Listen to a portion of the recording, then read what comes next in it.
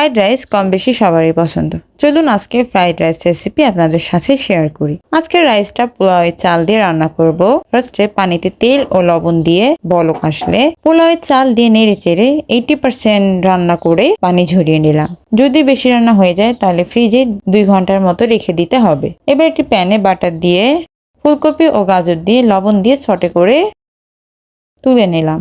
আপনারা আপনাদের পছন্দ মতো সবজি ইউজ করতে পারবেন। এবার একই প্যানে রসুন ভেজে নিয়েছি।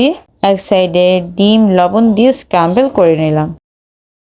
এবার এতে রান্না করা রাইসগুলো দিয়ে মিক্স করে মাঝে একটু বাটার ও মরিচ দিয়ে মিক্স করে ফিশ সস, সয়া সস, লবণ, গোলমরিচ গুঁড়ো, টেস্টিং সল্ট দিয়ে মিক্স করে ভেজে রাখা সবজিগুলো ও কিছু কালারফুল ক্যাপসিকাম অ্যাড করে মিক্স করে কিছুক্ষণ নেড়ে চেড়ে নিলাম।